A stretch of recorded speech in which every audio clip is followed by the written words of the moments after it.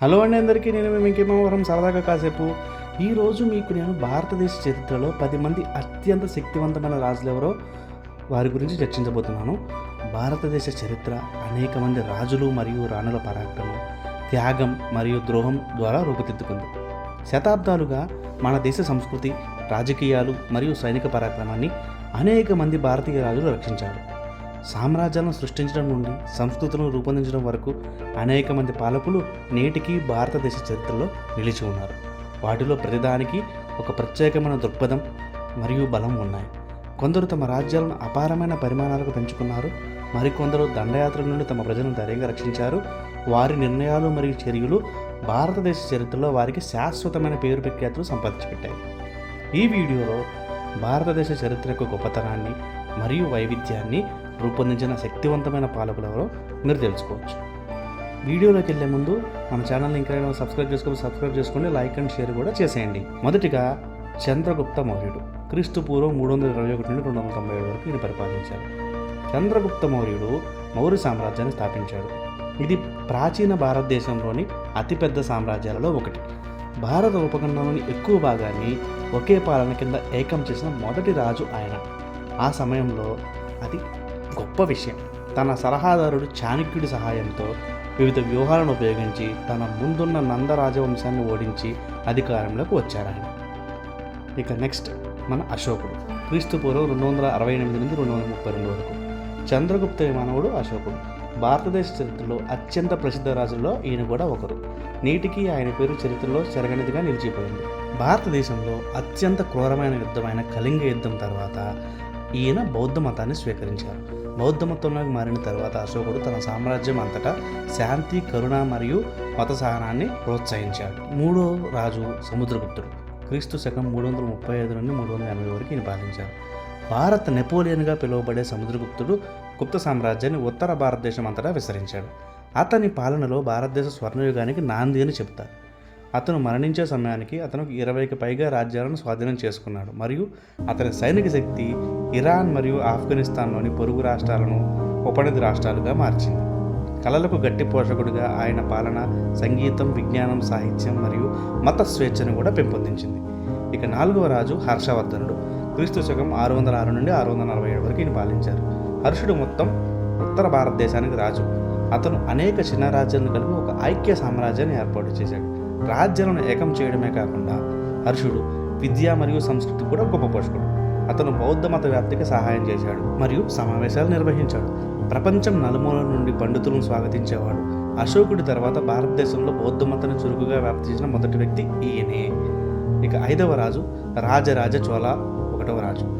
క్రీస్తు శకం 985 నుండి 1014 వరకు. చోళ రాజవంశం ఇప్పటికీ తమిళ ప్రజలలో బలమైన సంబంధాలు కలిగి ఉంది. రాజరాజ చోళుడు అధికారంలోకి వచ్చినప్పుడు అతను భారతదేశంలోని పాండ్య మరియు చేర రాజ్యాలను కూటమిని మరియు శ్రీలంకలోని సింహళ రాజ్యాల నుండి వ్యతిరేకతను ఎదుర్కొన్నాడు. రాజరాజ చోళుడు 994లో దాడి ప్రారంభించాడు మరియు సంవత్సరాల తరబడి భీకర పోరాటం తర్వాత చివరకు పాండ్యులు మరియు చేరాలను ఓడించాడు. రాజరాజ చోళుడు చోళ సామ్రాజ్యాన్ని అత్యంత శక్తివంతమైన చక్రవర్తిగా మార్చాడు. అతను తన రాజ్యాన్ని విస్తరించాడు మరియు బలమైన నావికా దళాన్ని నిర్మించాడు. తమిళనాడులోని ప్రసిద్ధ తంజావూరు బృహదేశ్వర ఆలయాన్ని నిర్మించడం ద్వారా చరిత్రలో చెరగని స్థానాన్ని సంపాదించుకున్నాడు. ఆరవ రాజు రాజేంద్ర చోళుడు 1వ రాజు. క్రీస్తు శకం 1014 నుండి 1044 వరకు పాలించారు. రాజరాజ చోళుని కుమారుడు రాజేంద్ర చోళుడు తన తండ్రి అడుగుజాడలను అనుసరించి చోళ సామ్రాజ్యాన్ని మరింత విస్తరించాడు. ఆయన చోళ నావికా దళాన్ని బలోపేతం చేసి ఆగ్నేయ ఆసియాలో అంతటా వాణిజ్య మార్గాలను అభివృద్ధి చేయడంలో సహాయపడ్డాడు. ఇది భారతదేశ సంస్కృతి మరియు ఆలోచనలను ప్రపంచవ్యాప్తంగా వ్యాప్తి చేసింది. తమిళనాడులో అతిపెద్ద భూభాగాన్ని పాలించిన రాజులో ఈయన ఒకడు. ఇంకా 7వ రాజు పృథ్వీరాజ్ చౌహాన్. క్రీస్తు శకం 1177 నుండి 1192 వరకు పాలించారు. ముస్లిం ఆక్రమణదారులకు వ్యతిరేకంగా పోరాడిన గొప్ప రాజపుత్ రాజులలో పృథ్వీరాజ్ చౌహాన్ ఒకరు. నిజానికి అతను మహమ్మద్ ఘోరీతో జరిగిన యుద్ధాలకు అత్యంత ప్రసిద్ధి చెందాడు. వారిద్దరి మధ్య జరిగిన యుద్ధం భారత చరిత్రలో అత్యంత ముఖ్యమైన యుద్ధాలలో ఒకటి. అయినప్పటికీ చివరకు అతను యుద్ధంలో ఓడిపోయాడు. అతను ధైర్యవంతుడు మరియు కళ మరియు సంస్కృతి పట్ల గొప్ప ఆసక్తి కలిగి ఉన్నాడని ప్రసిద్ధి చెందాడు. అతని వీరత్వం లాగానే అతని ప్రేమ కథ కూడా భారతీయ చరిత్రలో చాలా ముఖ్యమైనది. ఇక 8వ రాజు షేర్ షా సూరి. 1540 నుండి 1545 AD వరకు పాలించారు. షేర్ షా సూరి సామ్రాజ్య స్థాపకుడు. భారతదేశంలో ఆయన ప్రవేశపెట్టిన అనేక ముఖ్యమైన మార్పులకు ఆయన ప్రసిద్ధి చెందారు. ఉదాహరణకు రూపాయి అనే కొత్త కరెన్సీని ప్రవేశపెట్టడం. భారతదేశ ప్రస్తుత ఆర్థిక వృద్ధికి ఆయనే ప్రారంభ బిందువు. దేశాభివృద్ధికి సహాయపడే మెరుగైన రోడ్లు మరియు ఇతర ఉపయోగకరమైన మౌలిక సదుపాయాలను కూడా ఆయన నిర్మించారు. ఇక 9వ రాజు అక్బర్ క్రీస్తు శకం 1556 నుండి 1605 వరకు ఈయన పాలించారు. మొఘలులు భారతదేశాన్ని పాలించిన అతి ముఖ్యమైన పాలకుడు. భారతదేశంలో మొఘలుల ప్రభావం నేటికి కొనసాగుతుంది. జహంగీర్, షాజహాన్ వంటి అనేక మంది శక్తివంతమైన పాలకులు మొఘల్ రాజవంశం నుండి ఉద్భవించినప్పటికీ అక్బర్ చక్రవర్తి మొఘల్ సామ్రాజ్యానికి అత్యంత ప్రసిద్ధి పాలకుడు.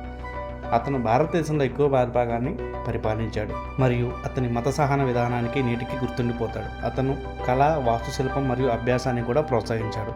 ఇది అతని పాలనను మొఘల్ సామ్రాజ్యానికి స్వర్ణయుగంగా మార్చింది.